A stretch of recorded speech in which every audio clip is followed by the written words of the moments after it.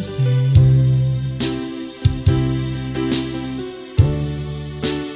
Never let me go. I lay it all down again to hear you say that I'm your friend. You are my desire.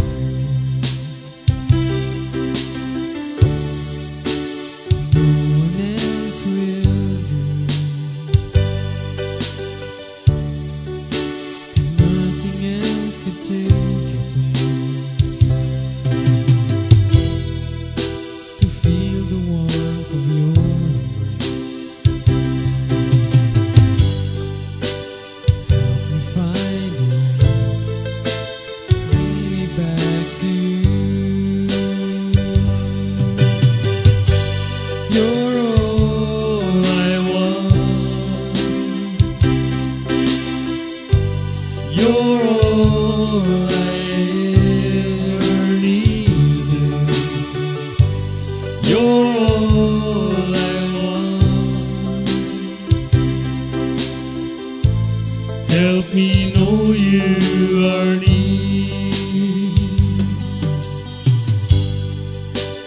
Draw me close to you.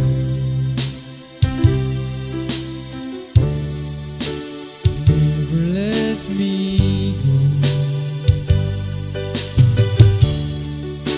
I lay it all down again to hear you say that I'm your friend. You are my desire.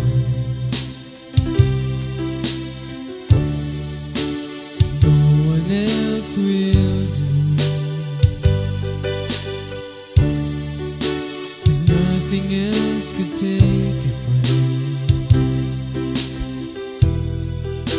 To feel the warmth of your embrace.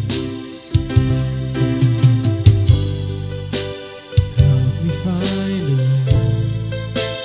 Bring me back to you. You're all I want. You're all I ever needed. You're all I want. Help me know you are near. You're all I want. You're all I ever needed. You're all I want. Help me know you are near. Help me know you are near.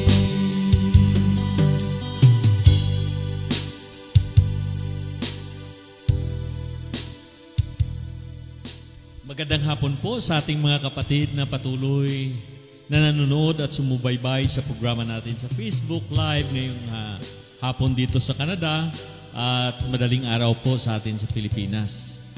Ganon din po sa Australia, madaling araw na rin po sa England. So medyo ano na yung umaga na doon, no? Kaya balik po tayo sa ating programa, pero bago tayo mag-umpisa, manalangin po muna tayo. Sa ngalan ng Ama at ng Anak at ng Espiritu Santo. Amen. Dakilang Diyos at mapagpalang Ama, salamat po sa araw na ito. Salamat sa kalakasan, salamat sa buhay. Salamat sa walang humpay na biyaya ang aming natatanggap sa iyo, physically at spiritually. Panginoon, sa araw na ito, lobin mo na saugmahan kaming lahat, Panginoon, at pumagitna ka sa amin. Paalabin ang aming mga puso at lobin mo na yung banal na Espiritu ay siyang magbigay sa amin ng aliw, kalakasan at gabay sa pang-araw-araw. At iligtas po kami sa anuman na sakit at karamdaman, lalo na sa lumalaganap ngayon na COVID-19. Ikaw ang aming shield. Ikaw ang aming gabay. Ikaw ang aming protector. Ikaw ang may-ari ng aming buhay. Kaya ngayon, Panginoon, isinusuko po namin ang lahat sa iyo. In Jesus' name, Amen and Amen. Hallelujah.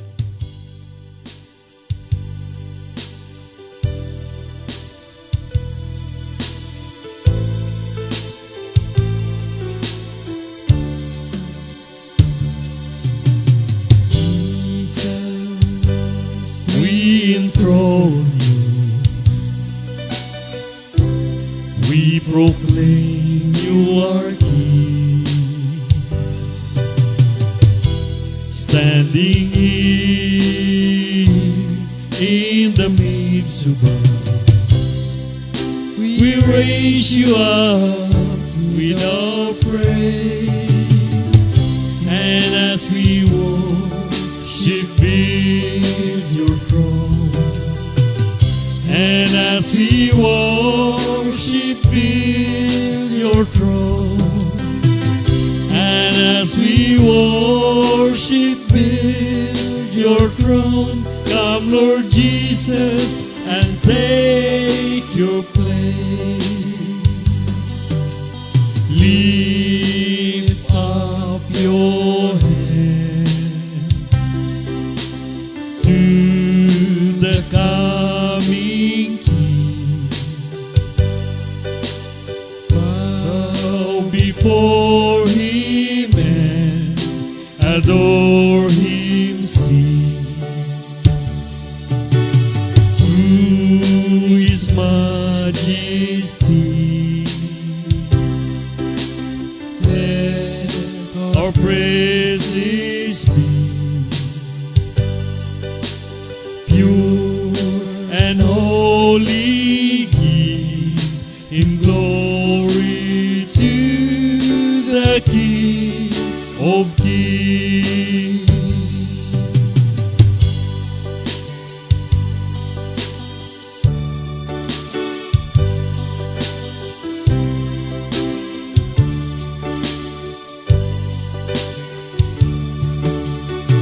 Thy words is a lamp unto my feet and a light unto my path.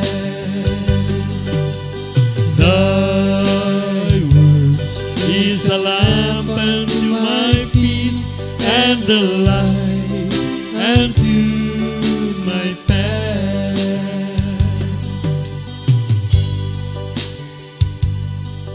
Sila rahim narabay siyang karya Kristi. Hallelujah, Jesus. We praise you, we glorify you, we adore you. Yung gospel reading natin ngayon, mga kapatid, ay kinuha sa sinulatan ni San Mateo, chapter 13, verses 24 hanggang 43.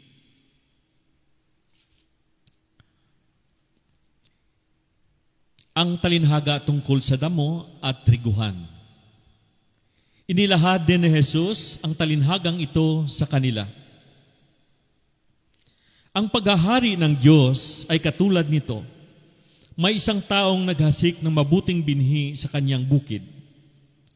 Isang gabi, samantalang natutulog ang mga tao, dumating ang kanyang kaaway at naghasik ng masamang damo sa triguhan.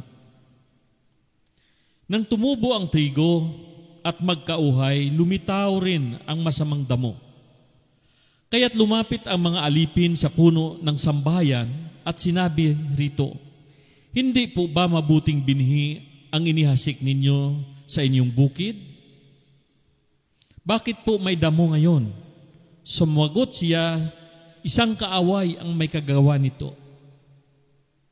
Tinanong siya ng mga utusan, "Bubunutin po ba namin ang mga iyon?" Huwag, sagot niya. "Baka mabunot pati trigo. Hayaan ninyong lumago kapwa hanggang sa anihan.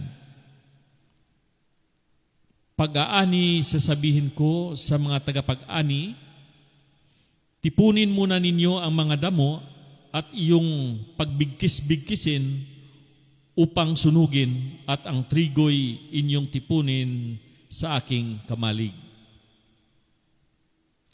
Isa na namang talinhaga ang inihalahad ni Jesus sa kanila. Ang paghahari ng Diyos ay katulad nito. May isang taong nagtanim ng isang butil ng mustasa sa kanyang bukid.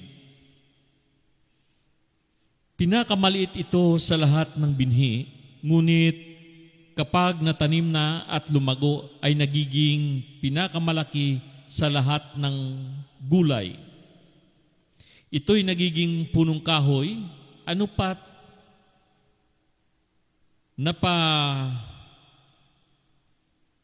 napamugaran ng mga ibon ang mga sanga nito. Nagsalaysay pa siya ng ibang talinhaga.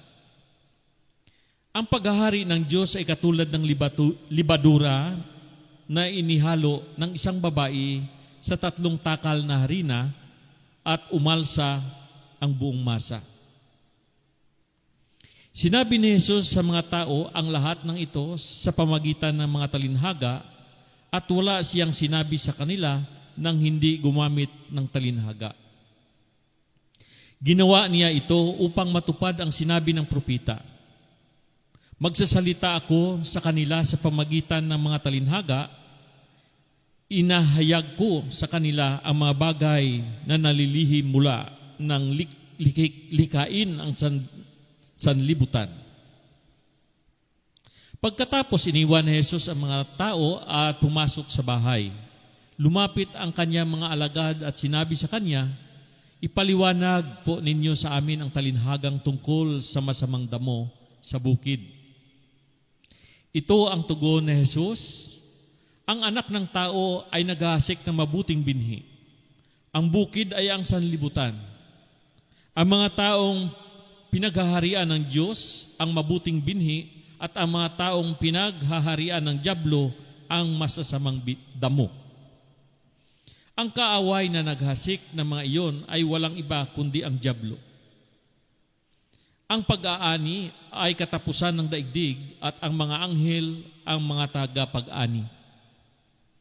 Kung paanong inipon ang mga damo at sinunog, gayon din ang mangyayari sa katapusan ng daigdig. Susuguin ang anak ng tao, ang kanyang mga anghel at iipunin nila mula sa kanyang pinaghaharian. Ang lahat ng nagiging sanhi ng pagkakasala at ang lahat ng gumagawa ng masama at ihagis sa naniningas na pugon.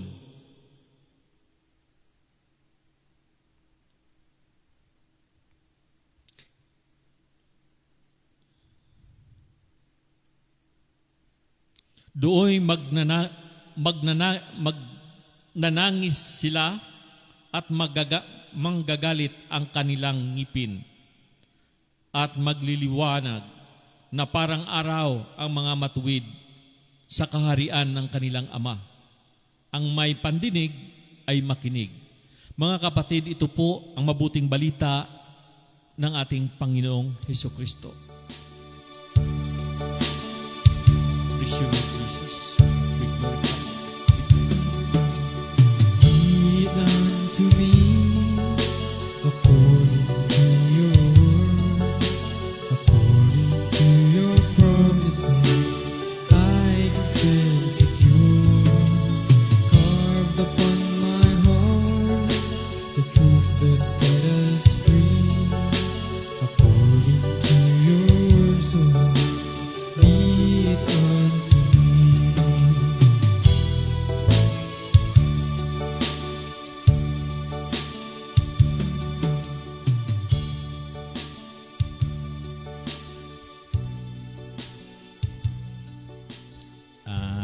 Medyo mahaba-haba ngayon yung ating tinunghayan na gospel at ito po lahat ay isinalaysay sa pamagitan ng talinhaga o parabol ng ating Panginoong Hesukristo. Ito po ay tungkol sa paghahari ng Diyos, no? At yan lahat po ang ating pinaghahandaan habang po tayo dito pa sa daigdig na ito. Tayo po ay naniwala at umaasam na tayong lahat po ay magmamana ng buhay na walang hanggan at ang kaharian ng Diyos na Kanyang inilaan sa lahat na nagtatagumpay sa daigdig na ito. Nagtatagumpay sa pagsubok, nagtatagumpay sa buhay, no? Buhay na may kalakip na panampalataya, kalakip na gawa na kasama ang panampalataya sa ating Panginoong Jesucristo. Dito po sa ating tinunghayan sa 24, inahalintulad po sa ang talinhagang ito sa tungkol sa mga damo at sa trigo. No? Ang sabi dito sa 24, inilahad din ni Jesus ang talinhagang ito sa kanila. Ang paghahari ng Diyos ay katulad nito. May isang taong naghasik ng mabuting binhi sa kanyang bukid. At ang naghasik nito po ay ang ating Panginoong Hesukristo ng mabuting binhi. Kailang nagtaka, no? Nagtaka yung mga alagad, no? At ang mga anghel. Hello? Bakit mabuti ang binhi? Walang kasamang masamang binhi o damo. Bakit noong tumubo na, mayroon nang nakitang damo? Ang sabi ng Panginoon, ang naghasik ng binhi ay si Jesus at lahat na ito ay mabuti. Pero noong yung tao'y natutulog, no? Hindi niya namalayan na yung kalaban, yung masamang espiritu, yung dyablo, ay naghasik din ng masamang damo. Kaya kapwa ang mabuti, ang trigo at ang damo ay tumubo. Dahil sa pagtubo ng trigo at ng damo, amen, ang sabi ng talinhagang ito, ang sabi ng alipin, no, mga alipin, bunutin na namin ito. Ang sinabi niya sa puno ng sambahayan, bunutin na namin ang damo. Ano sa'yo? Sabi ng may-ari, no? Wag, baka yung mabunot nyo, no? Mabunot nyo ang trigo. Hello? Baka mabunot nyo yung trigo. Sa atin kasi, wala namang gaanong, sa atin, sa Pilipinas, hindi gaanong sikat yung trigo. Kahit dito sa Canada, wala akong nakitang trigo dito. Siguro sa mga farm, no? Pero sa atin, sa Pilipinas, ang kilala po natin, na ihambing po natin sa trigo ay yung palay. Amen po ba? At kung mayroong palay, may tinatawag din po tayo na, kung tawagin nila, parang palay din yung kamukha, pero hindi palay. Parang paray-paray kung tawagin nila. No? Tingnan mo, parang palay, pero hindi palay. No? Hindi pala palay, kundi paray-paray. Isang klase ng damo ito. So, ganito rin. Walang iba sa mga magsasaka na mayroong taniman ng palay. No? Naghasik siya ng mabuting binhi na siyang palay, pero pagkalaon ay mayroong tumubong damo na kung tawagin ay paray-palay. So, nag-decide siya at unutusan niya sana yung kanyang mga katulong na bunutin na namin ngayon ang damo. Pero ang sabi ng may-ari ng sambahayan na siyang si Jesus, na siyang Diyos, wag, baka pati yung palay, pati yung trigo ay mabunot ninyo. Hintayin ninyo pagdating ng tag-ani. No? Sapagkat pagsamasamahin yung damo at pagsamasamahin yung trigo. Pagsamasamahin yung palay at pagsamasamahin yung damo na siyang paray-paray o isang klase ng damo na kasing kamukha ng palay. Anong ibig sabihin nito? Nasa buhay ng tao po, sa ating pamumuhay, bagaman minsan tayo'y nagsisikap na maging matuwid, no? Sapagkat nakilala natin yung Panginoon, nananalig tayo at manampalataya. Pero pag tayo po ay hindi aware nito, no? Pinapasukan po tayo ng masamang espiritu, no? Na ang naggumagawa nito po ay siya ang diablo o yung bad spirit. Amen. Yan po ay nangyayari ngayon sa kasalukuyan, no? Bakit? Na sa ating pamahalaan minsan, amen, mayroong lumilitaw na mga adik, gumagawa ng hindi maganda, ng re-rape, no? Nakita natin, mayroong mga drug lords na gumagawa ng hindi maganda. Mayroong mga mayayaman na hindi nagbabayad ng tamang buhis sa gobyerno. No? Mayroong kalaban yung pamahalaan, nagpapatayan sa bundok, mga terorista. Amen. At nakikita po natin sa halimbawang ito na pag may mabuti, bakit humahalo yung masama? Nakakalungkot isipin, no? Na sa panahon, time, na ang Panginoon ay gumawa ng mabuti sa atin, mayroon naman na lumikha ng hindi maganda upang guluhin. No? Yan ang sinasabi ng Panginoong Jesucristo. Sinabi ng mga alipin, di ba mabuti ang ginawa natin, ginawa mo, naghasi ka ng mabuting binhi. Saan galing itong masamang damo? Ito po ay nanggagaling sa masamang espiritu. Amen. Halintulad po kasi natin ito sa buhay natin bilang tao sa kasalukuyan.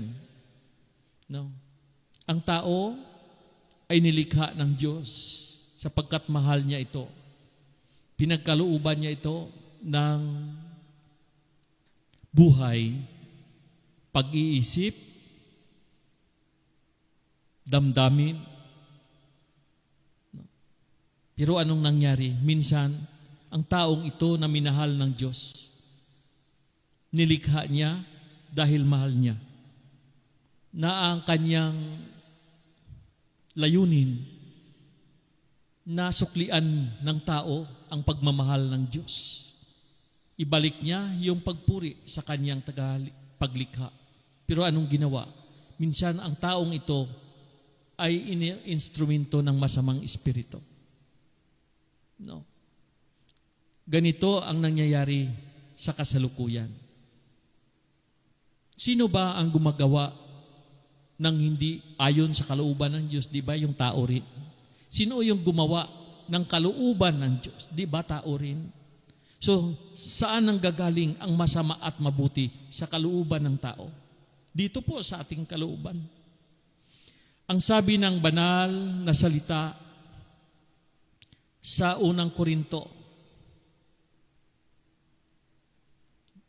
2:10 hanggang 16 na dito po sa kalooban natin ay mayroong dalawang buhay. No? Ang espiritu dito at ang adhikain ng laman. Buhay sa espiritu at buhay sa laman. Buhay espiritu at pita ng laman. Amen. At nakalagay po rito na ang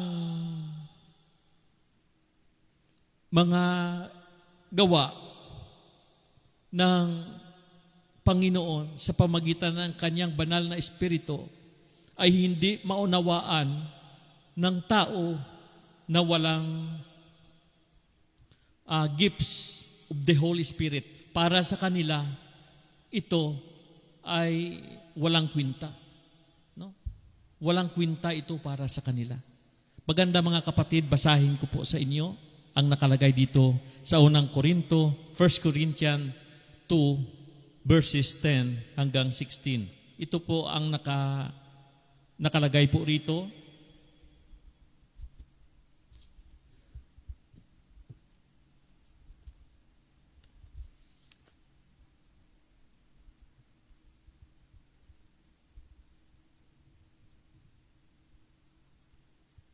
Subalit, ito'y inihayag ng Diyos sa atin sa pamagitan ng Espiritu. Nasaliksik ng Espiritu ang lahat ng bagay, maging ang pinakamalalim na panukala ng Diyos. Walang nakakaalam ng iniisip ng isang tao maliban sa kanyang sariling espiritu. Gayon din naman, walang nakakaalam sa mga iniisip ng Diyos maliban sa Espiritu ng Diyos. Hindi ang espiritu ng sanlibutan, kundi ang Espiritu ng Diyos ang tinanggap natin upang ating maunawaan ang mga kaloob niya sa atin. Sa mga nagtataglay ng Espiritu, ang ipinaliwanag naming mga katotohanang espiritual, mga panalitang turo ng Espiritu at hindi ayon sa karunungan ng tao. Ang ginagamit namin sapagkat ang taong di nagtataglay ng Espiritu ay ayaw tumanggap ng mga kaloob mula sa Espiritu ng Diyos. Para sa kanila, kahangalan ang mga iyon at di nila naunawaan sapagkat ang mga bagay na espiritual ay maunawaan lamang sa paraang espiritual.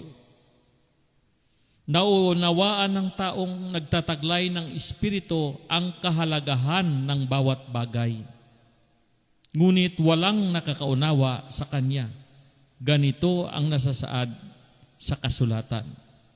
Mga kapatid, sa ating tinunghayan po, mayroong tao na tinatahanan ng banal na Espiritu at ito po ang kanyang gabay sa kanyang pang-araw-araw na buhay. Pero may mga taong hindi naman tumataglay ng banal na Espiritu. Para sa kanila, kahangalan ang mga bagay na tungkol dito. Ito yung ginagawa natin. Para sa hindi nagtataglay ng banal na Espiritu, ito po'y walang kwinta sa kanila. Amen. Ngayon, kung ito'y walang kwinta sa kanila, iba ang landas na kanilang tinatahak. Anong klaseng landas? Ang Espiritu at ang laman ay laging naglalaban. Amen. Naglalaban ito sapagkat ang laman ay laban sa kalooban ng banal na Espiritu. Ang adhikain ng laman ay pangsanlibutan at ang adhikain ng Espiritu ay nakatuon mula rito sa lupa hanggang sa kabilang buhay. Ngayon, kung ang isang tao hindi na-submit ang kanyang sarili kay Jesus, walang nananahan na banal na Espiritu sa kanya, ang tinuturo ng sanlibutan ito ang kanyang sinusunod. At ano ang turo nito? Ang turo ng sanlibutan ay iba sa tinuturo ng banal na Espiritu. Amen. Kaya itong laman na ito, ginagawa minsan itong instrumento ng masamang espiritu. Amen.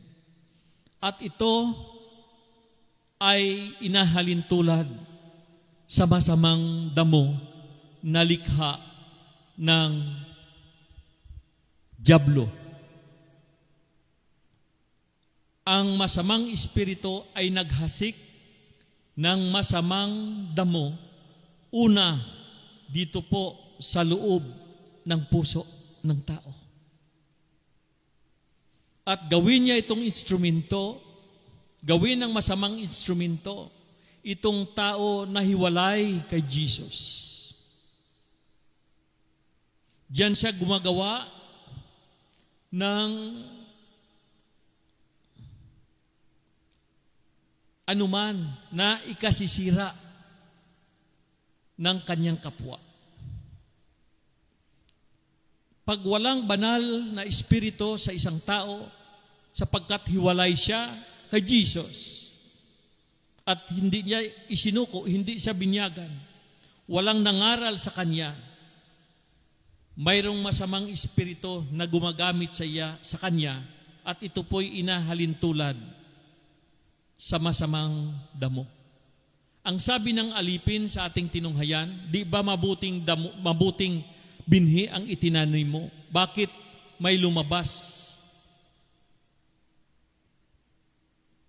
na masamang damo? Ang sabi ni Jesus, ni Lord Jesus, noong yung tao ay natutulog,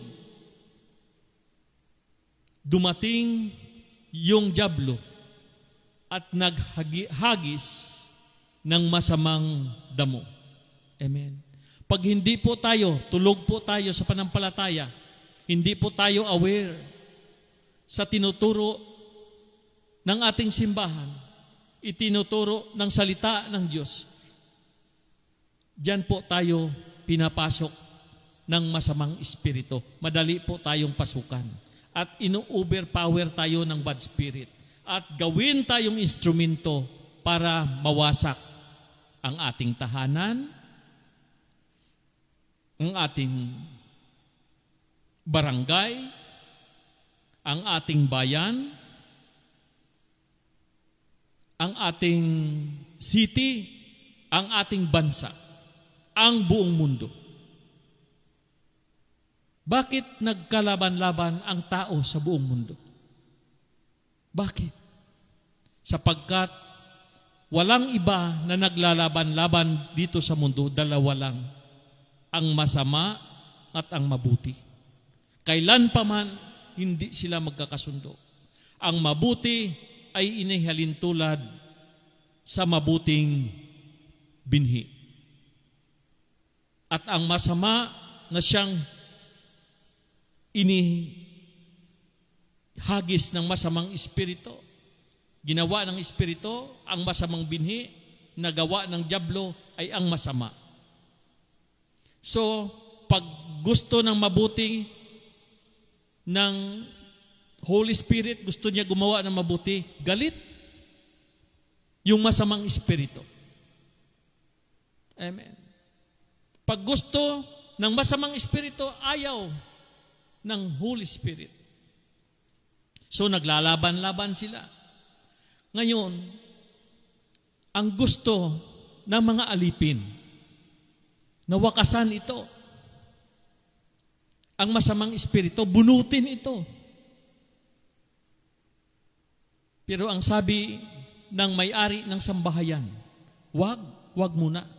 Hintayin natin yung pag-aani, yung time ng harvest. Amen.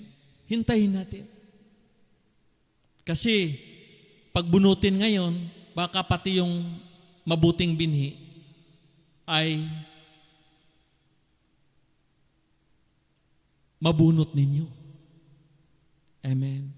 So, dito po nakikita po natin na itong mabuting binhi, siyempre kilala ng Panginoon ito. Sapagkat ito po'y tinatahanan ng kanyang banal na espiritu. At si Jesus ay dito po sa ating mga puso. Pero po ito yung masamang espiritu, tao rin po ito. Amen? Kahit po siya masamang damo, sabi ni Jesus, huwag muna ninyong bunutin. Kasi may tsansa ito kahit masamang damo siya. Maari yung tinaniman siya ng masamang espiritu sa kanyang puso At sa ngayon, napakasama siya.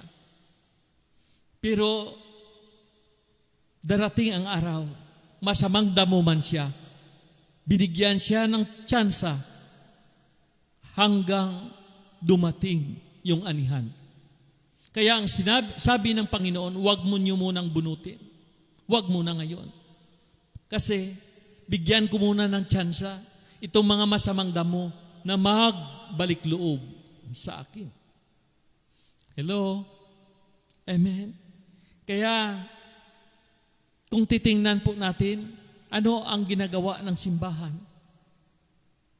Anong ginagawa ng ating mga kapatid na naghahayag ng mabuting balita? Na halos ang lahat ng tao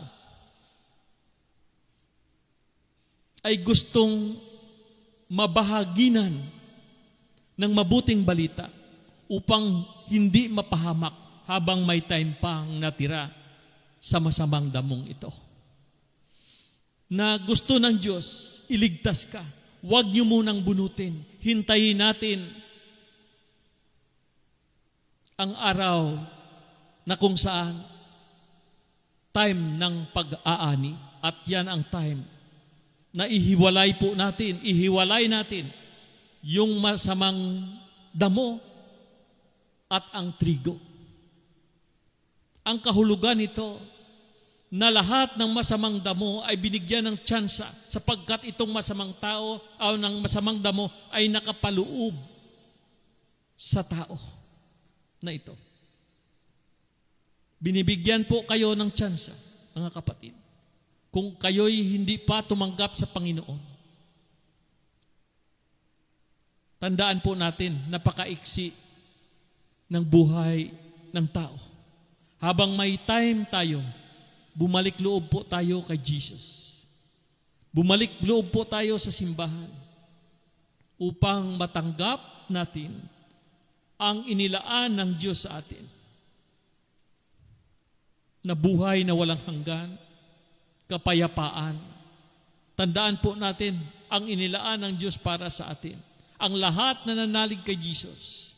Sabi ni Jesus, sabi ng banal na salita, pumarito siya sa daigdig upang magkaroon po tayo ng buhay na ganap at kasiya-siya. Pumarito naman ang masamang espiritu upang magpatay, magnakaw at magwasak. Yan ang hinahagis ng masamang espiritu sa puso ng tao upang patayin ka, upang wasakin ka, at upang nakawin ang nakalaan sa iyo na biyaya mula sa Diyos. Amen. So, dito natin tinunghayan po sa ating binasa. Napakabuti ng Panginoon. Bagaman nakita niya ngayon sa kasalukuyan, maraming masamang damo. Pero binibigyan po tayo ng tsansa. Pero hindi dahil binigyan po tayo ng tsansa,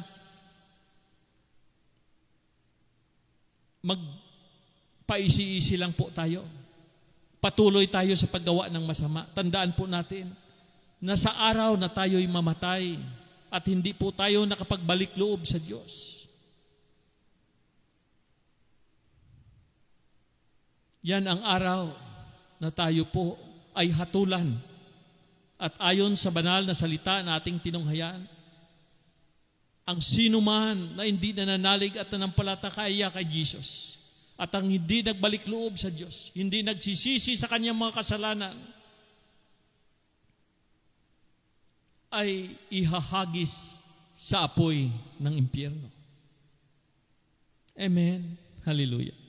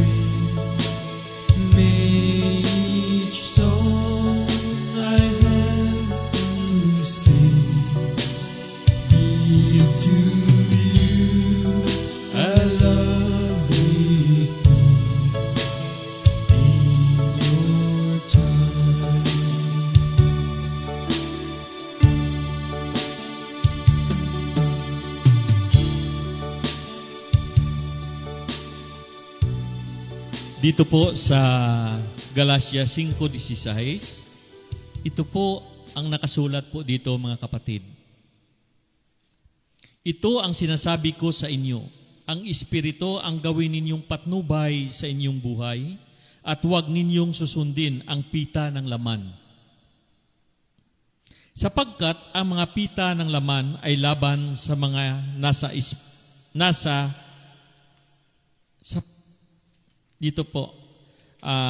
sapagkat ang mga pita ng laman ay laban sa mga ninanasa ng Espiritu at ang mga ninanasa ng Espiritu ay laban sa mga pita ng laman. Magkalaban ang dalawang ito, kaya hindi ninyo magagawa ang ibig ninyong gawin kung kayo'y pinapatnubayan ng Espiritu. Wala na kayo sa ilalim ng kautusan. Hindi makaila ang mga gawa ng laman, pangangalunya,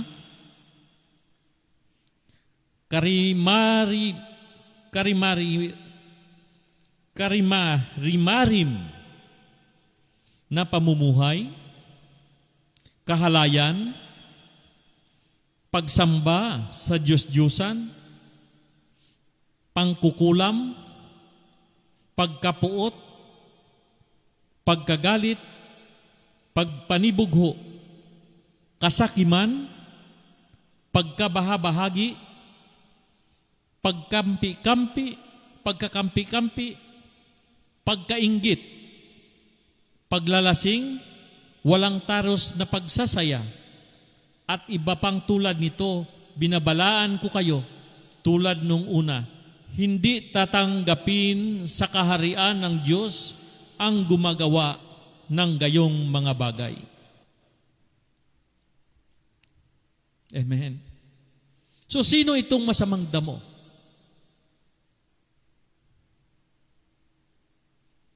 Na inahalin tulad sa inihagis o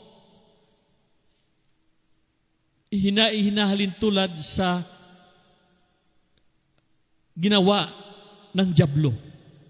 Kasi tinanong ng Panginoon, ng mga utusan, di ba, mabubuting binhi yung tinanim? Sinong gumawa? Sinong nagtanim ng masamang damong ito? Ang sabi ng may-ari ng sambahayan na si Jesus, sabi niya, habang ang tao'y natutulog, dumating yung dyablo at naghasik ng masamang binhi o masamang damo. Saan niya inihasik? Habang natutulog ang tao. Amen. Habang panatag ang lahat sa buhay niya, hindi siya aware. Kaya kung minsan pagtutulog-tulog po tayo o hindi natin pinupukusan yung mga gawain, lalo na sa pananalig at panampalataya. No? Kasi ito po ang tumutulong sa atin upang hindi po tayo maimpluwensyahan ng masamang espiritu. Dapat lagi po tayong makarinig ng salita ng Diyos sapagkat ang salita ng Diyos ay siyang pagkain ng ating mga kaluluwa. At ang salita ng Diyos ay siyang espiritu at buhay. Amen. So, dapat lagi tayong handa. Dahil kung hindi po tayo handa, gawin ng masamang espiritu ang mga pagkukulang natin. Diyan siya papasok. Kung saan po tayo minsan mahina, doon sila papasok. Diyan papasok yung masamang espiritu. So dito po sa tao, diyan din siya naghahagis o nagtatanim ng masamang damo.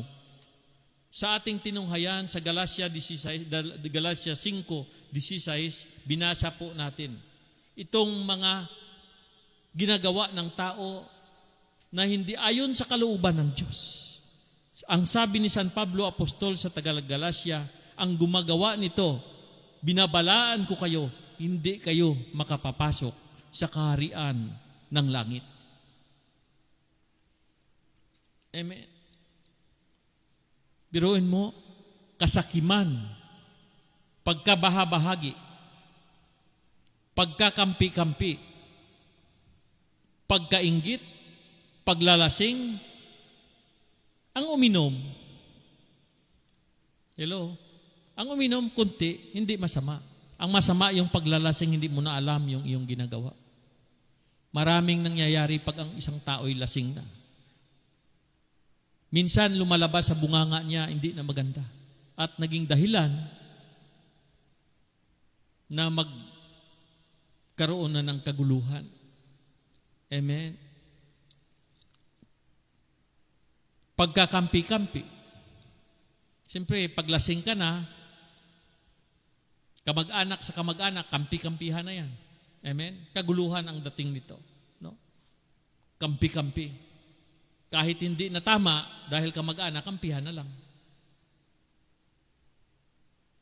So, bawal pala yun. Kahit kampi-kampi lang. Kasi, pag kampi-kampi, hindi na tinitingnan kung sinong tama, sinong mali. Basta kampihan na lang. So, pinagbabawal, no, ng banal na salita ng Diyos nang gumagawa nito ay hindi makapapasok sa kaharian ng langit. Pagkainggit. Inahalin tulad ito sa masamang damo. Pag nakitang nakaangat yung kapwa, maraming isyong lalabas. Anong dahilan? Naiinggit lang. Amen? Ito po'y hinahalin tulad sa masamang damo, yung pagkainggit. At ito'y hindi makapapasok sa kaharian ng langit. Ito po yung gawain ng laman. Ano pa? Kasakiman.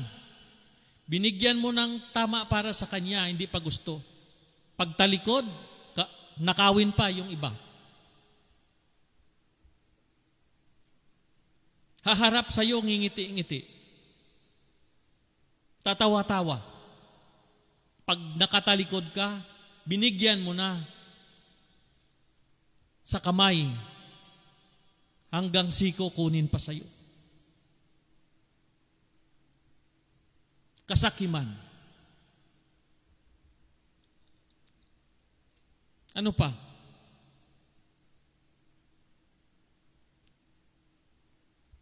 Walang taros na pagsasaya. Ang pagsasaya hindi masama. Pero kung wala ng kontrol ito,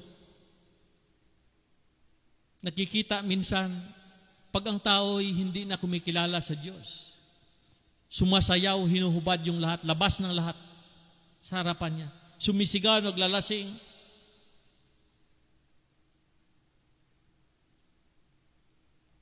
Amen. Wala nang delikadisa sa kanyang sarili. Umaakyat sa ibabaw ng misa. Naglalasing, nagsasaya, lahat ng ginagawa. Walang taros na pagsasaya.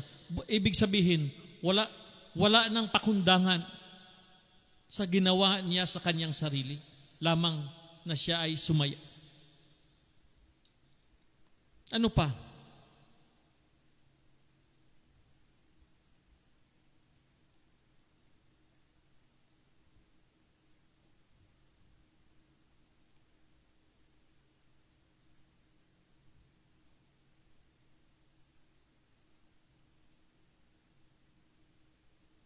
Dito po sa 18, kung kayo'y pinapatnubayan ng Espiritu, wala na kayo sa ilalim ng kautusan. Hindi makaila ang mga gawa ng laman, pangangalunya. Ang pangangalunya po ay inahalin tulad din sa masamang damo na sa puso ng tao, inihasik ng dyablo o ng masamang espiritu sa puso ng tao. At ang gumagawa nito ay hindi magmamana ng kaharian ng langit kung hindi magbalik loob habang may time pa siya sa kanyang buhay. Kaya mga gumagawa nito sa mga nabanggit natin, dapat habang buhay pa po tayo, magbalik po loob po tayo sa Panginoon. Ano pa?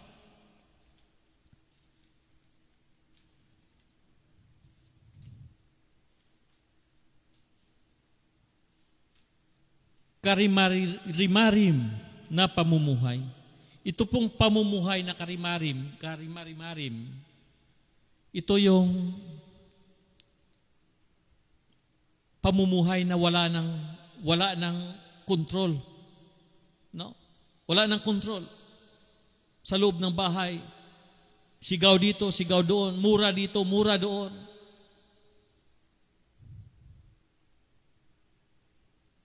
Walang kapayapaan sa loob ng bahay. Ang ama hindi na ginagalang ng anak. Pag pinagsalitaan, lalaban na sa ama, lalaban na sa ina. Ang gumagawa nito, yung karimarimarim na pamumuhay, ay hindi rin makapapasok sa kaharian ng langit. At inahalintulad din ito sa masamang damo. Ano pa?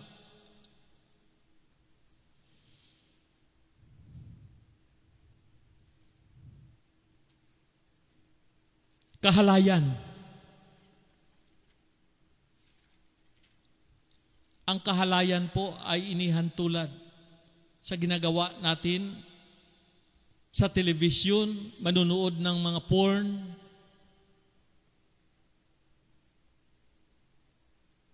bold movies na nag-uudyok sa tao upang gumawa ng hindi ayon sa kalooban ng Diyos. Marami po tayong napanood sa YouTube, sa programa ni Idol Rafi Tulfo. Amen. Maraming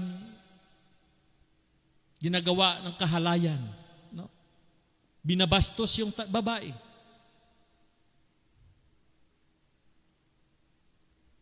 Sinasabi ng ating tinunghayan, ang gumagawa nito ay hindi makapasok sa kaharian ng langit.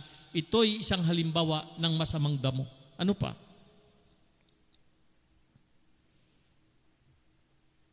Pagsamba sa Diyos-Diyusan. Pwede kasing sabi ng banal na salita ng Panginoon, hindi po tayo makapaglingkod sa dalawang Diyos. Sa Diyos na totoo at sa pira. Pag sinamba na po natin itong pira, ito po ay, ang sabi nga sa mga kasabihan, na ang pira ay siyang ugat ng lahat ng kasamaan. Amen. Maraming ginagawa ang pira na kung magpaalipin ka nito, kahit anong gagawin mo, makamtan mo lang ito. Binabalaan po tayo ni San Pablo Apostol sa kanyang sulat sa mga taga-Galacia na ang gumagawa nito ay hindi makapapasok sa kaharian ng langit. Yung iba, ang ginagawang Diyos ay ang kanilang mga tiyan. Amen. Kumain lang, bahala ng lahat. Yung sinasabi nilang kapit sa patalim. Mga kapatid, tandaan po natin na kung nananalig po tayo at nanampalataya kay Jesus, hindi niya po tayo pabayaan magutom. I-provide niya ang lahat para sa atin. Unang gawin po natin, manalig po tayo. Isuko po natin yung ating sarili sa Kanya.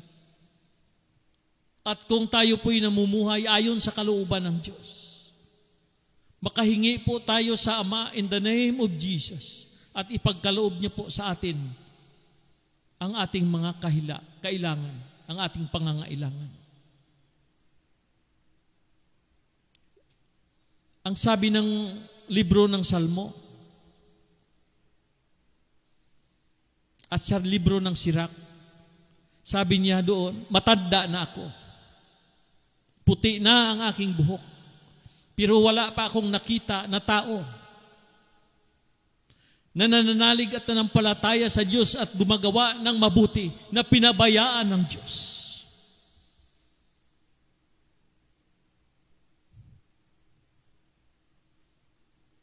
Sa libro ni Sirak at sa mga Salmos, sabi niya, matanda na ako, puti na ang aking buhok.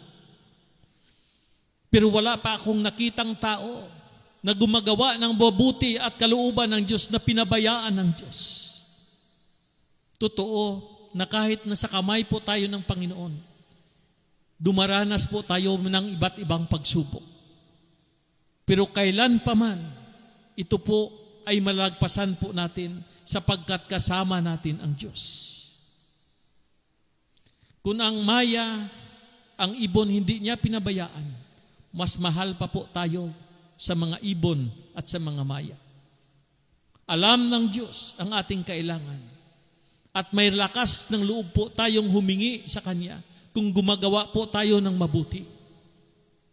Pero kung hindi tayo nananalig at nanampalataya sa Kanya, hindi po tayo gumagawa ng mabuti na siyang ninanais ng Diyos para sa Kanyang mga anak, ni tayo man ay nahihiyang manalangin sa Kanya. Sapagkat tuwing manalangin po tayo, nakikita po natin yung ating sarili na maging tayo ay hindi karapat-dapat sa paningin ng Diyos. So anong gagawin po natin? Tayo po'y magbalik loob at magsisisi sa ating mga kasalanan. Para sa ating mga kapwa Katoliko, mga kapatid na Katoliko, ayusin po natin yung ating buhay. Punta po tayo sa simbahan at magkumpisar po tayo sa pari. Sa mga hindi nananalig at nanampalataya at hindi mga Katoliko nating mga kapatid, hindi ko ito sinasabi sa inyo sapagkat kung sabihin ko man sa inyo ito, hindi rin kayo maniniwala sa akin. Sinasabi ko ito sa ating mga kapatid na mga Katoliko. Ayusin po natin ang ating buhay. Magbalik loob tayo sa Diyos. Punta po tayo sa kumpisar. At magkumpisar po tayo, nakita mo yung iyong kasalanan. Wala nang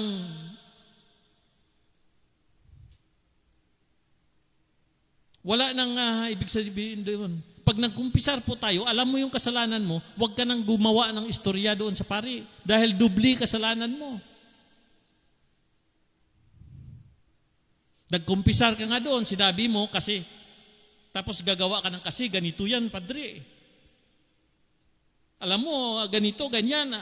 Hindi. Ang totoong pagkumpisar, pag sinabi mong kasalanan, admitted mo yan sa sarili mo. Ganito, nagkasala ako. Tapos, walang question, walang paliwanag. Sapagkat ikaw mismo nakakaalam ng sarili mo, ginawa mong kasalanan yan. Pero mag-explain ka pa, palabas mo pa na ikaw ang tama, hindi tamang pangumpisal yan. Ba't ka pa lumapit? Correct ka pala. So ang totoong pagkumpisar, admitted mo sa sarili mo na ika'y nagkasala sa Panginoon at sa iyong kapwa. Lord, I'm sorry. Tulad ng ginawa ng isang makasalanan, hindi man lang makatingin sa templo, bagkos na hindi naman lang makatingin sa langit, bagkos nakatungo at kanyang pinukpok yung kanyang dibdib at ang sinabi, Panginoon, kawaan mo ako na isang makasalanan. Sa ating pagkumpisal, nakita mo ang iyong kasalanan, walang explanation. Sinabi mong totoo, Lord, nagkasala ako ganito. Ganito ang aking kasalanan. Hindi ko na ito gagawin ulit. Ang karamihan, pag nagpunta sa kumpisal, kasi ganito yan eh. Ganito yan,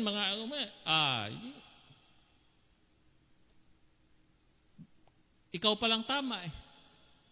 Pumunta ka lang doon, hindi nagsisisi, nag-explikar ka ng iyong sarili sa side mo. Tandaan mo na sa time na ikaw nagkukumpisal, kaharap mo si Jesus. Kaharap mo ang Diyos. Nakikinig sa totoong pagsusumamo at paghingi ng tawad sa iyong mga kasalanan. Amen? Hallelujah. Ano pa?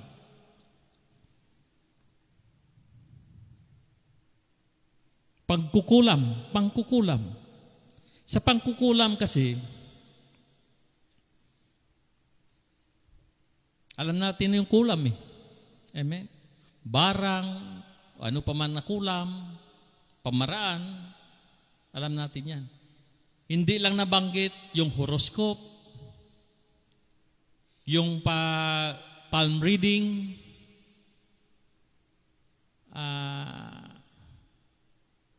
yung anting-anting, no? Anting-anting. Yung sinasabi ng iba na paswerte. Nilalagay sa baywang, kasama yan sa pangkukulam. Kasama yan dyan. Kasi ang gumagawa dyan, yung mga albularyo na may hinahawakan na mga may mga alaga na hindi tulad natin, bad spirit. So, kanila yan. Inu-instrumento sila ng masamang espiritu. So, yan. Ang gumagawa ng pangkukulam, palm reading, spirit of the glass, psychic, ano pa man. Pag nandyan po tayo dyan, binabalaan po tayo ni San Pablo Apostol, hindi po tayo makapapasok sa kaharian ng langit at ito po ay inahalintulad sa masamang damo. Ano pa? Pagkapuot, pagkagalit, pagpanibugho. Pagkapuot. Yung puot kasi, yun ang sama ng loob. Nagtanim ka ng sama ng loob. Hindi ka na makapatawad. Amen. Sama ng loob. Puot, hinanakit. Galit, inggit, hinanakit. Pag nandyan ka sa galit, pagkagalit, pagpanibugho, pagkapuot, yung nagdalamhati ka, anong tawag dyan? Pagkapuot, pagpanibugho. No?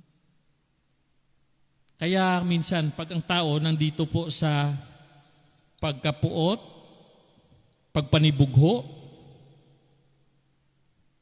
at sa galit, tandaan po natin, wala po tayong kapayapaan. At ang namumutawi sa ating mga labi, lumalabas dito, kung ano kasing dito sa damdamin ng tao, lumalabas sa labi yan eh. Pag siya'y galit na galit, ang lumalabas sa bunganga niya, pagkagalit, nagmumura, naggumagawa ng kwento kahit hindi totoo, makaganti lang doon sa tao na kanyang nakasama ang loob. Pag napupuot siya, hindi niya ma-express sa sarili niya, hindi niya mapalabas, pupunta sa mga kaibigan niya, ano gagawin niya? Ikalat niya kahit hindi totoo, na siya ang matuwid. Sabi nga ng mga broadcaster, sabi sa mga kay Idol Rapitol po, kaya ko kayo tinatawagan para makuha yung side ninyo. Amen. Kinukuha rin yung side sa kabila kasi minsan,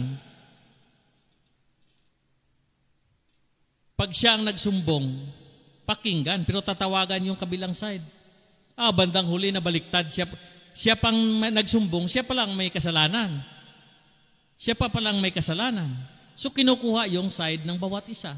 Ang nangyayari dito sa salita ng Panginoon, ngayon na ating tinunghayan, pag nandyan ka sa pagkapuot, pagkagalit, pagpanibugho, wala ka ng pakundangan sa iyong sarili.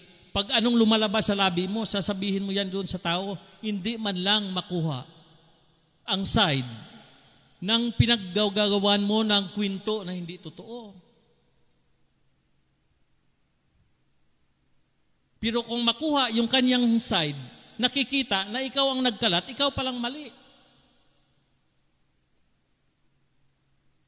At inahalintulad ito sa masamang damo. At hindi ito magmamana ayon kay San Pablo Apostol ng kaharian ng langit. Sana nahimay po natin itong salita ng Panginoon. Hallelujah. Nahimay po natin ito. Sapagkat napakahalaga po nito. Isang kanta kapatid.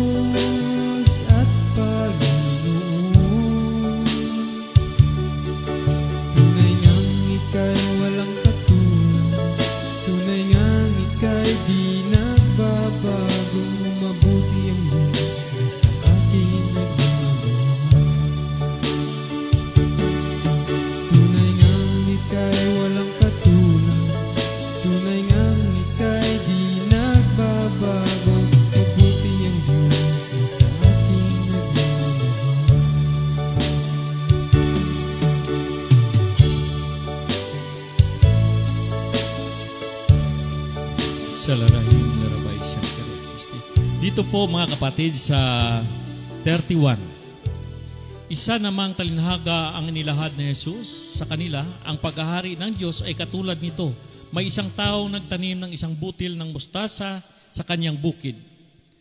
Pinakamalit ito sa lahat ng binhi, ngunit kapag natanim na at lumago ay nagiging pinakamalaki sa lahat ng puno ng gulay. Ito ay nagiging punong kahoy, na pamumugaran ng mga ibon ang mga sanga nito. Inahalin tulad po ito sa ang kaharian daw ng langit tulad ng isang butil ng mustasa na itinanim. Ano ba yung mustasa? No, ang nakikita ko itong mustasa, isang maliit na binhi, no? Pero malaki pa ito sa maraming mga gulay. Minsan maliit lang siya pero pag tumubo ay malaki. Ganito rin po ang inihambing. Pag may mapananalig po tayo sa ating mga puso, singliit man ito ng butil ng mustasa, pero kaya niya itong baguhin ang buhay natin. At kahit ang mga ibon, no, ay namumugad dito. Ibig sabihin, pag mayroon tayong pananalig at panampalataya, may mabuting binhi na itinanim sa ating mga puso, ito po ay namumunga ng kabutihan. At marami matulungan po tayo nito. Sapagkat ito ang inahalin tulad ng ating binasa na ang mabuting binhi, singliit man ito ng butil ng mustasa, pero tingnan ninyo, pag ito'y tumubo, lahat, sabi niya, pag ito'y tumubo, malaki pa sa lahat ng mga gulay, no? Lumalaki. Ano pat maging ang mga ibon ay gumagawa ng pugad sa kanyang mga sanga. Amen. So maliit lang, no? Napakahalaga nito sa taong may pananalig sa Panginoon.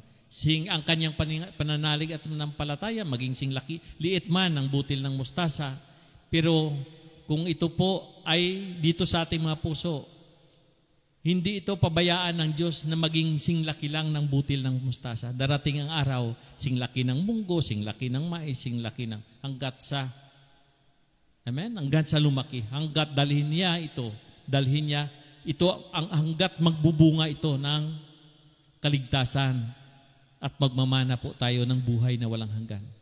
Ang pananalig at panampalataya mula maliit, pero habang tayo po'y nananalig, dadagdagan ito ng Diyos. Habang tayo'y may pananalig sa Kanya, no? Dadagdagan ito ng Diyos. Pero kung wala po tayong pananalig, kukunin ito ng Diyos sa atin. Wala tayong pananalig, alipinin po tayo ng masamang espiritu. Pero kung may pananalig tayo, ang mayroon dadagdagan pa. Pero ang wala, kahit ang kanyang sarili na inaasahan, kunin pa po ito sa kanya. Ayon sa salita ng Diyos. So, kung mayroon tayong pananalig sa ngayon mga kapatid, kung alam mong mayroon ka, naniwala ka kay Jesus. Magpatuloy ka at huwag kang manghinaan ng loob. Amen. Hingin po natin sa Panginoon, sa pang-araw-araw, huwag tayo magkalimot. Huwag nating kalimutan, manalangin, humahingi sa Kanya ng gabay at magpasalamat sa lahat ng mga biyayang ating natatanggap sa Kanya. At alam natin na ang ating Diyos ay walang hindi mapangyayari. Lahat kaya niyang gawin para sa Kanyang mga anak. Mahal tayo ng Diyos. Amen. Ano pa dito? Nagsalaysay pa siya ng ibang talinhaga. Ang paghahari ng Diyos ay katulad ng libadura na inihalo ng isang babae sa 3 takal na harina at umalsa ang buong masa. Ang libadura po, ito yung nagpapaalsa. Sa mga bikiri po, may raming libadura sapagkat ang maliit na tinapay, pag hinaluan mo nito, lalaki. Inahalin tulad ang libadura sa kaharian, sa paghahari ng Diyos. Na kung ang libadura ay inahalin tulad sa ating pananalig sa Diyos. Amen. Na ito'y pag inahalo natin, pag ito'y inilagay natin sa ating buhay. Amen. Bagaman ito'y maliit, ilagay po, pero kaya ka nitong palakihin. Amen. Kaya ka nitong bigyan ng maraming biyaya. Kaya ka nitong iligtas. Inihalin tulad sa ating tinunghayan na ang paghahari ng Diyos tulad ng libadura. Na kung mayroon tayo sa ating sarili na mga libadura, Amen. May malaking gagawin ang Diyos sa ating buhay.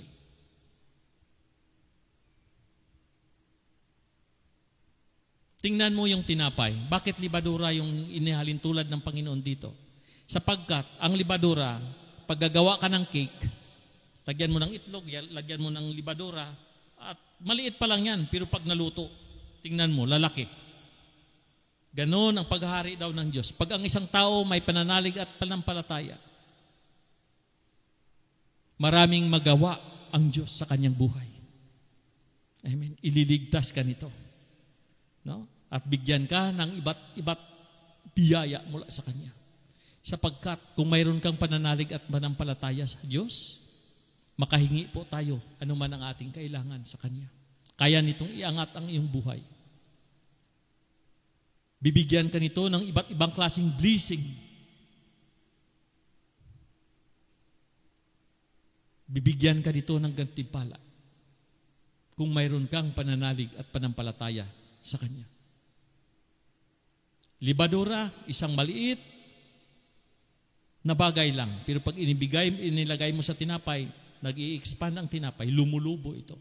Inahalin tulad ang kaharian ng Diyos sa isang libadura. Patuloy po tayo mga kapatid. Dito pa, sinabi ni Jesus sa mga tao, ang lahat ng ito ay sa pamagitan mga talinhaga at wala siyang sinasabi sa kanila nang hindi gumagamit ng talinhaga. Ginawa niya ito upang matupad ang sinabi ng mga propeta, magsalita ako sa kanila sa pamagitan ng mga talinhaga. Ihayag ko sa kanila ang mga bagay na inilihim mula ng likhain ang sanlibutan. Amen. So itong talinhaga na ito, malalaman lamang nito, mahayag lamang ito, kung ang tao po ay kinakasyahan ng banal na espiritu. Maging sikrito ito, maging sa talinhaga ito, pero ihahayag nito kahit pa ang mga sikrito bago palikhain ang daigdig. Ipaliwanag ng banal na espiritu sa atin kung paano natin tunghayan ang salita ng Diyos mula Henesis hanggang Revelation. At maunawaan natin ito. Maging sa patalinhaga o maging ang salita ng Diyos sapagkat tutulungan tayo ni Jesus. Sasamahan tayo ng Kanyang banal na Espiritu upang maunawaan natin ito. Sapagkat ang salita ng Diyos ay napakatalinhaga na kung unawain lamang natin ito, na wala siyang gabay, maliligaw po tayo. Kaya sinabi ni Jesus, ginawa niya ito patalinhaga, pero ipaliwanag niya rin ito sa atin bago palikhain ang daigdig, ang mga sikrito. No? Sabi niya rito, ginawa niya ito upang matupad ang sinabi ng propeta, magsalita ako sa kanila sa pamagitan ng mga talinhaga, ihahayag ko sa kanila ang mga bagay na nalilihim mula ng likhain ang sanlibutan. So, alam natin na nung likhain ang sanlibutan, nakalagay po dito sa Biblia, mula Henesis hanggang Revelation. Kaya kung tunghayan po natin, kung tayo ay ginagabayan ng banal na espiritu, ang nakasaad po rito, ang kasaysayan, ang mga talinhaga, maunawaan po natin sapagkat tinutulungan po tayo ni Jesus. Amen. Pero pag hindi, walang gabay sa atin, ang sabi sa ating tinunghayan doon kanina sa unang Korinto, walang makaunawa nito kung wala ang gabay ng Holy Spirit. At para sa tao na walang gabay ng Holy Spirit, ang mga bagay na iyan ay walang halaga para sa kanila. Pero sa tao na ginagabayan ng Holy Spirit, ito po'y maunawaan at kayang ipaliwanag, kayang i-share. Hindi siya nagsasalita ng saganang kanya, kundi ini-witness niya sa kanyang sarili ang kanyang nabasa, ang kanyang narinig, ang kanyang na-experiensya, kaya niyang i-share sa kanyang mga minamahal na kapatid upang sila man ay magkaroon ng desire. At kung ito'y tumimo sa kanilang mga puso, mag-umpisa ito sa butil ng mustasa, ang kanilang pananalig. Mag-umpisa ito sa isang kunting libadura. Pero malaki ang magawa nito sa kanilang buhay at sa maging kaligtasan ng kanilang mga kaluluwa. Amen. Patuloy po tayo. Dito po tayo sa 36. Pagkatapos, iniwan ni Jesus ang mga tao at pumasok sa bahay. Lumapit ang kanyang mga alagad at sinabi sa kanya, ipaliwanag mo po ninyo sa amin ang talinhagang ito. Ang talinhaga tungkol sa masamang damo sa bukid. Ito ang tugon ni Jesus. Ang anak ng tao ang naghahasik ng mabuting binhi. Ang bukid ay ang sanlibutan. Ang mga taong pinaghaharian ng Diyos, ang mga mabuting binhi. At ang mga taong pinaghaharian ng dyablo, ang mga masamang damo. Ang kaaway na naghasik ng mga iyon ay walang iba kundi ang dyablo. Ang pag-aani ay ang katapusan ng daigdig. At ang mga anghel ang mga tagapag-ani. Kung paanong inipon ang mga damo at sinunog, gayon din ang mga mangyayari sa katapusan ng daigdig. Susuguin ng anak ng tao ang kanyang mga anghel at iipunin nila mula sa kanyang pinaghaharian ang lahat na nagiging sanhi ng pagkakasala at ang lahat na gumagawa ng masama at ihahagis sa nagniningas na pugon.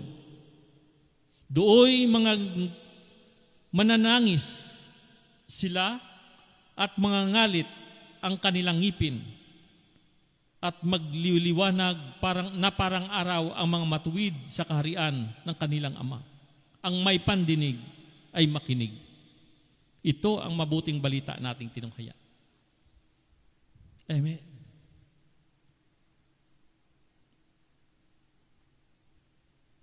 Darating ang wakas ng ating buhay at haharap po tayo sa Panginoon.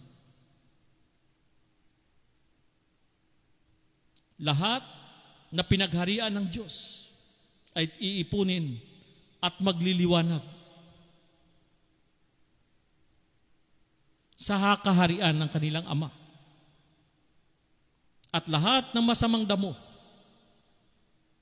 ang gumagawa ng lahat ng masamang tulad ng ating binigkas o ano paman na ginagawa nilang masama ay titipunin din ng mga anghel, pagsamasamahin at ihagis sa pugon sa apoy ng impyerno. Bakit hindi pinahintulutan ng Diyos na nung nagtanong ang mga anghel at ang mga alagad, hindi pa hinahintulutan na bunutin yung masamang damo? Bagamat masama, nakita ng masama, bakit pabayaan mo na? Sapagkat mahal tayo ng Diyos. Hindi lahat ng masamang damo ngayon, baka bukas ay mabuting damo na siya. Naging trigo na siya. Baka ngayon, masamang damo siya. After 1 year, after 1 month, after 1 week, nagbalik loob sa Diyos. At tanggapin siya ng Panginoon. Amen. Pero para sa mga tao na manatili sa kalagayan ng pagkakasala, alam na po natin ayon sa ating tinunghayan kung saan sila pupunta. Ang sabi ng Diyos, tipunin sila at ihahagis sa apoy ng impyerno. At doon manangis sila at mangangalit ang kanilang mga ngipin. Bakit mangangalit yung kanilang ngipin? Sa sobrang sakit kasi, karamihan sa mga military na tinamaan ng bala, pag inoopera na walang anesthesia, pinakakagat ng kahoy o pinakagat ng ng tila. Sapagkat sa sobrang sakit, talagang ngipin sa ngipin, talagang nangangalit yung iyong ipin sa sobrang sakit. Inahalin tulad dito sa ating binasa na pag ang tao hindi magsisisi, pag inihagis siya sa apoy ng impyerno, mananangis siya, iiyak siya. Pangalawa, mangangalit yung kanyang ipin. Kagatin niya yung ipin, ngipin sa ngipin. Sa sobrang sakit na hindi niya matiis. Mga kapatid, bago tayo pumunta dyan, mahal tayo ng Diyos. Binibigyan po tayo ng tsansa. Magbalik loob po tayo habang may panahon. Magsisi po tayo sapagkat yan ang salita ng ating Panginoong Jesucristo. Ang sabi niya sa kanyang mga alagad, humayo kayo sa buong daigdig at i-preach ang mabuting balita. I-preach ang mabuting balita in the name of Jesus, sa pangalan ni Jesus, ay magkaroon sila ng kapatawaran ng kanilang mga kasalanan. Ang sino man ang mananalig at manampalataya at mabautismuhan.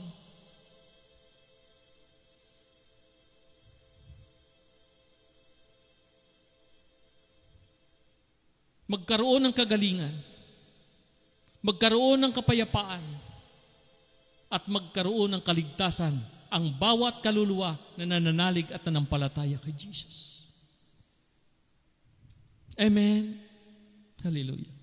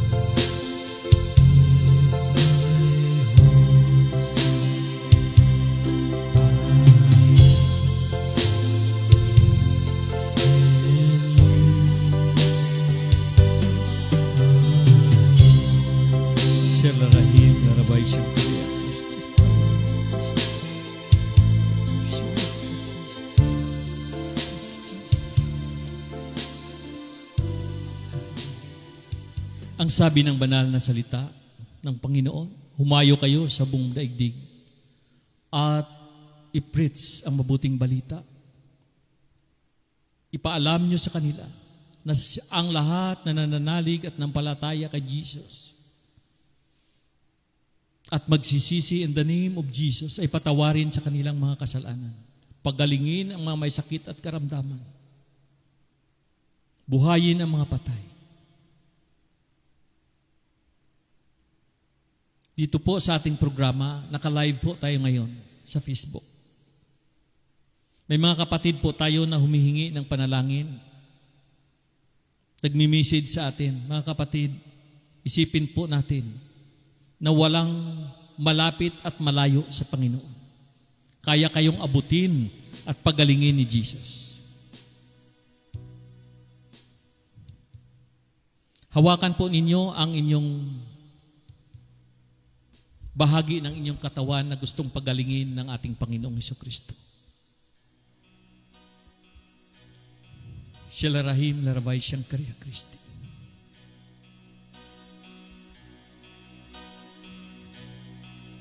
Tandaan po natin, walang barriers na makakapaghiwalay, malayo man ako sa inyo. Kaya kayong abutin ng ating Panginoon at pagalingin ngayon din. Sa ating tinunghayan sa salita ng Diyos, na ang nagtatanim ng masamang damo, sakit at karamdaman ay bunga ng itinanim ng dyablo ng masamang espiritu. But sabi ni Jesus, sabi niya, humayo kayo, pagalingin ang mayroong mga sakit at karamdaman. At kiniklim po natin ang salita ng Panginoon. Wala akong kapangyarihan.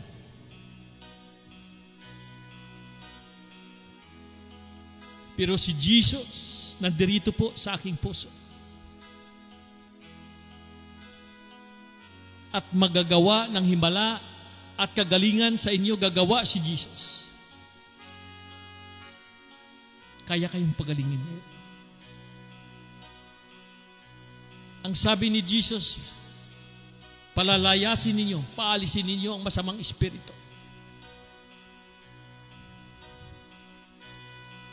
In the name of Jesus, ang lahat ng masamang espiritu sa kalawakan, sa lupa, sa ilalim ng lupa, ay luluhod in the name of Jesus.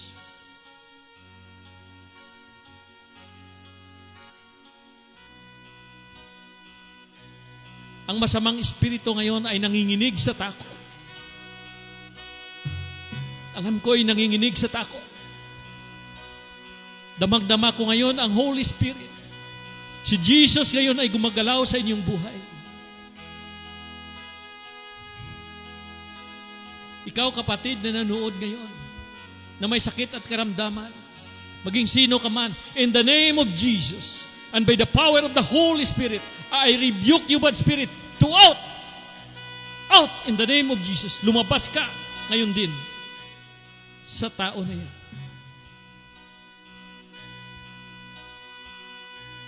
Ang sabi ni Jesus, humayo kayo sa buong daigdig at pagalingin ang mga sakit at karamdaman.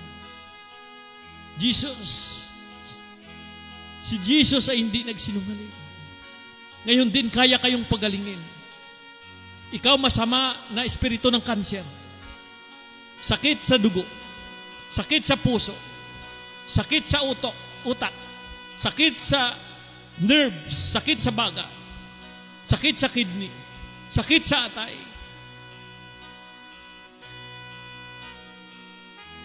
sakit sa abdomen, o ano paman na hindi sa Panginoon, kundi sa masamang espiritu na kanyang itinanim sa iyo. Inutusan kita masamang espiritu na naglagay ng naglagay ng sakit at karamdaman sa aking kapatid. Ngayon din, inutusan kita, lisanin mo na siya. In the name of Jesus.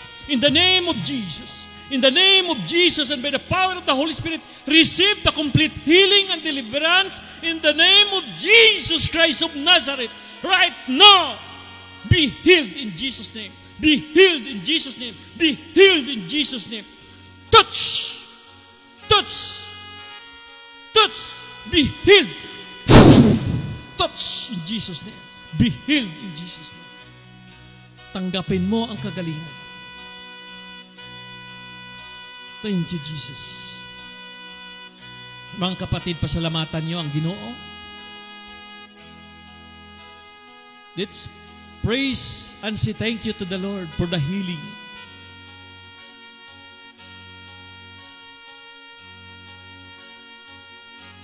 Sa kagalingan na kanyang iginawad sa inyo ngayon.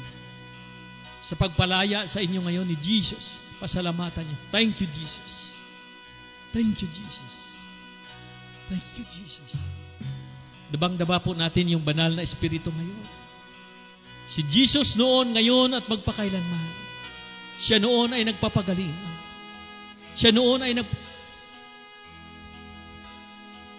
papalayas ng masamang espiritu. Siya noon, ngayon at magpakailan pa man. Thank you, Jesus, sa iyong pagpagaling sa aking mga kapatid ngayon. Thank you sa pagpagaling mo kay Jara, o Panginoon. At sa mga kapatid namin na humihingi ng pre-over, o Ginoo, o Lord, sa Facebook, pasalamatan yung Ginoo. Manalig kayo at manampalataya. Ngayon din sa araw na ito, tanggapin ninyo ang kagalingan na iginawad sa inyo ni Lord Jesus. Thank you, Father God. Thank you. Ang lahat ng papuri ay maging sa iyo lang lamang, Heavenly Father. In Jesus' mighty name. Amen and amen.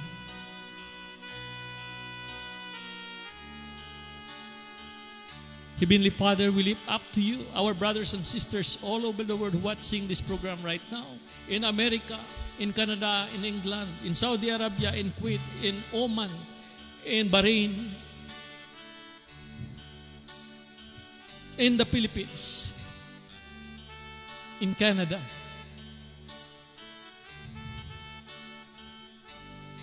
In our community, ang Diyos Gugma. We lift up them to you, O God. Please give them a strength, a gift of healing, a gift of knowledge and wisdom, a gift of preaching, Heavenly Father. We lift up to you our brothers and sisters, our servant leader, Brother Edwin Daulo at ang kanyang bibahay. Ang lahat ng aming mga kapatid sa radio at television, ang lahat na Kristiyano sa buong daigdig, ang aming Santo Papa, Pope Francis, lahat ng mga pari, obispo, ang aming parish priest, Father Michael, sa St. Peter Church. This day, O God. Ang lahat ng mga OFW sa buong daigdig, naway Panginoon, ingatan mo sila. Ang lahat na frontliners, Panginoon. Ang lahat namin mga kapatiran sa Amerika, sa Hong Kong, sa Malaysia, sa Singapore, sa Taiwan, o saan mang dako ng mundo, Panginoon. Ang lahat na nanonood ngayon, Panginoon, alahanin mo po sila. Proteksyonan mo po sila sa kumakalat na sakit ngayon at karamdaman.